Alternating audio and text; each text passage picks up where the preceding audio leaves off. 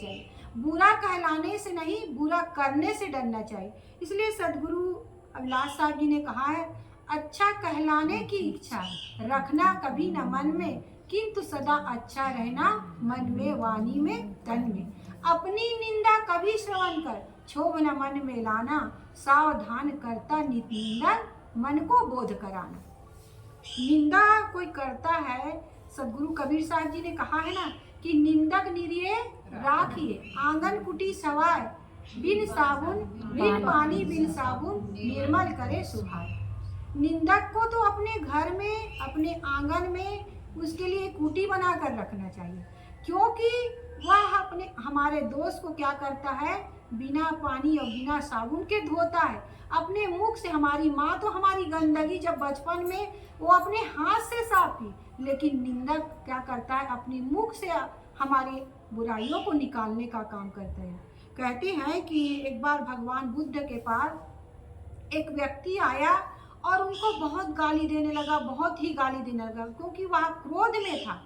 और जब गाली देने लगा, भगवान बुद्ध शांत उसको क्षमा भाव से सहते रहे, तो अंत में वो क्या किया कि उसके ऊपर थूक कर चला गया। क्रोध में इतना उद्योगित हो गया वह कि गाली देते देते अंत में वह थूक कर चला गया। तो तब भी भगवान बुद्ध क्रोधित नहीं हुए। तो भगवान दूसरे दिन वह व्यक्ति आया, घर गया, तो उसको पश्चाताप होने लगा, क्योंकि जो हम करते हैं ना, अंत में जब चिंतन मनन होता है, रात में बिस्तर में जाते हैं तो वही चिंतन मनन होता है।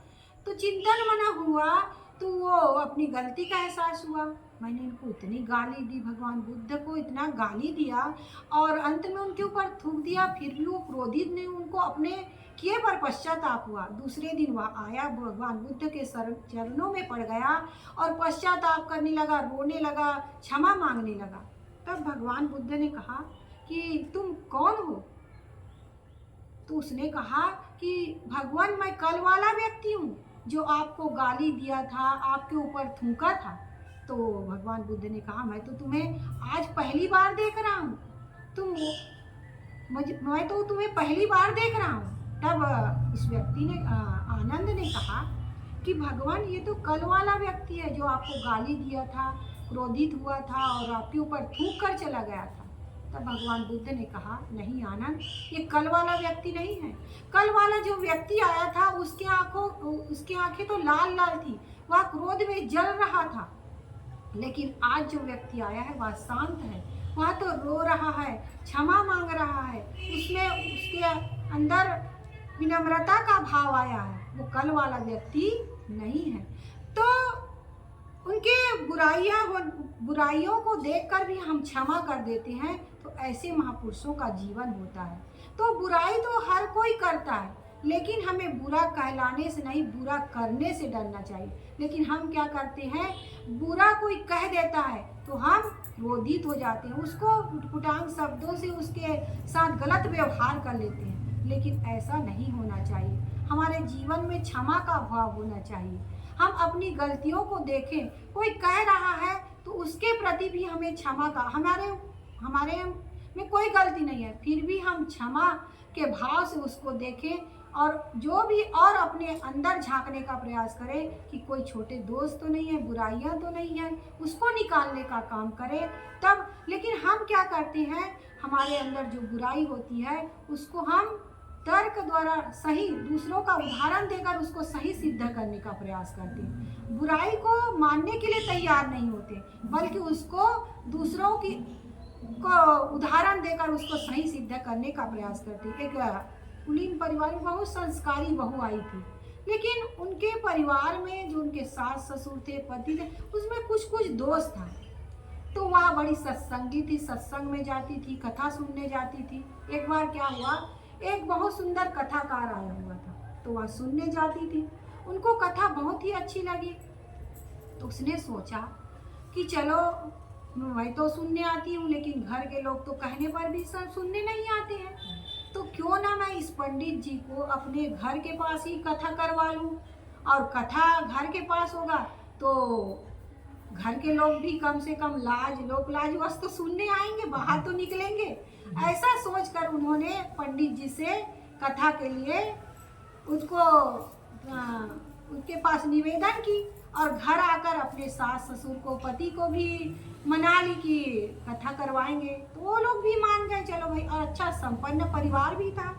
तो उनके यहाँ कथा, जब कथा करने के लिए पंडित जी आए तो पास के ही चौपाल बाहर में कथा होने लगी। अब सब लोग बढ़िया कथा सुनने जाते थे। 7 दिन तक बहुत अच्छी कथा चली। और कथा किस पर? महाभारत की कथा। जब कथा समाप्त हुई और पंडित जी को विदा दे दिए, दक्षिणा दे दिए, उनको विदाई हो गई, तो दूसरे दिन बहू ने पूछा, अपने ससुर जी से पूछा कि पिताजी आपको कथा कैसे लगी? तब उनके ससुर जी ने कहा कि बेटी कथा तो बहुत ही अच्छा लगी, और कथा में मुझे सबसे अच्छा पात्र किसका लगा? दुर्योधन का। दुर्योधन का पात्र मुझे अच्छा लगा, क्योंकि दुर्योधन ने पांडवों को क्या कहा था कि मैं 1 इंच सुई के बराबर भी जमीन नहीं दूंगा। तो वो मुझे अच्छा लगा, क्योंकि अपने ही बनाए हुए, अपने ही हमने इकट्ठा किया, मेहनत किया, इतना धन सब, उसको हम दूसरों को क्यों दें? क्योंकि वो कंजूस प्रवृत्ति के थे, दान धर्म करना जानते नहीं थे। इसलिए उनको किसका पात्र अच्छा लगा था? दुर्योधन का। तो उन्होंने कहा बेटी मुझे दुर्योधन का पात्र अच्छा लगा, और मैं भी अपनी संपत्ति को किसी को नहीं दूंगा, एक टुकड़ा भी मैं किसी को नहीं दूंगा। तो बहू ने तो माथा ठोक लिया कि मैं क्या।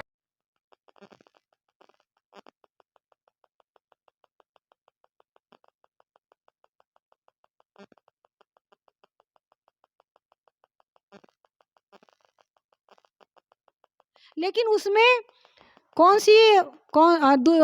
द्रौपदी का पात्र मुझे अच्छा लगा, क्योंकि उसके तो 5 पति थे, और मैं भी, मेरा एक गलत स्वभाव है, मैं भी एक पर पुरुष से संबंध रखती हूँ। और मुझे ये कथा सुनकर बड़ा साहस आया कि द्रौपदी के 5 पति थे, फिर भी वो सती कहलाई, और मेरा तो एक ही पुरुष से संबंध है, इसलिए मैं भी गलत नहीं हूँ। तो बहू सोचने लगी ये क्या अर्थ का अनर्थ हो गया। फिर वो अपने पति से पूछने लगी, अच्छा जी बताओ आपको कथा कैसे लगी, और कथा में क्या अच्छा लगा? तो वो कहने लगा कि कथा तो बहुत अच्छा लगी, लेकिन कथा में मुझे युधिष्ठिर का पात्र बहुत ही अच्छा लगा, क्योंकि युधिष्ठिर क्या था? जुआ खेला था, और जुआ में अपनी पत्नी को भी हार गया था। तो उसका पति भी जुआड़ी था, और वो भी जुआ खेलता था। तो उसने कहा कि मुझे युधिष्ठिर का पात्र बहुत अच्छा लगा, और मुझे ये अच्छा लगा कि पत्नी भी संपत्ति होती है, और उसको भी जरूरत पड़े तो उसको भी दांव पे लगाया जा सकता है। और मैं भी जुआ खेलता हूँ, अभी कभी जरूरत पड़े तो मैं तुम्हें भी दांव पे लगा सकता हूँ। तो उन्होंने तो माथा ही ठोक लिया कि ये क्या अर्थ का अनर्थ हो गया, मैं किस लिए कथा करवाई, और ये सब लोग क्या शिक्षा लिए। तो ऐसे ही आदमी अपने दोष को, अपनी बुराइयों को छुपाने का प्रयास करता है, और दूसरे को उदाहरण देकर उसको सही सिद्ध करने का प्रयास करता है। तो हमें चाहिए कि हम अपने जीवन की बुराइयों को देखें, अपने उसको निकालने का काम करें, तब हम कबीर साहब के सच्चे मित्र, सच्चे अनुयायी बन सकते हैं। नहीं तो ऐसे ही दोषों को, दुर्गुणों को, दूसरों की बुराइयों को देखते देखते हमारा जीवन निकल जाएगा, और अंत में केवल पश्चाताप हाथ लगेगा। इसलिए हमें चाहिए कि हम अपने जीवन में सद्गुणों को धारण करें, बुराइयों को दूर करने का काम करें। अभी हम सुन रहे थे ना, मन की तरंग मार लो बस हो गया भजन, और आदत बुरी सुधार लो बस हो गया भजन। इतना अगर हम कर ले तो हमारे दोष, दुर्गुण, विकार निकल जाएंगे, और हमारा जीवन सुंदर, पवित्र, निर्मल हो जाएगा।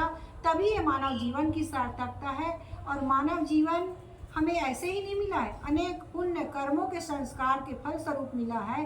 तो इस जीवन को ऐसे व्यर्थ ना गंवाएं, अपने जीवन को सुंदर पवित्र निर्मल बनाकर जिए, तभी मानव जीवन की सार्थकता है। तो हम इस साखी पर ध्यान दें। सदगुरु कबीर साहब हमें बताना चाह रहे हैं कि कबीर हम सब ते बुरे, हमसे भल सब कोय, जिन ऐसा कर जानिया मीत हमारा सोय। अगर हम सच्चे सदगुरु कबीर साहब के सच्चे मित्र बनना चाहते हैं तो हम अपने जीवन की बुराइयों को देखें, उसको निकालने का काम करें, तो हमारा जीवन सुंदर पवित्र निर्मल बन जाएगा।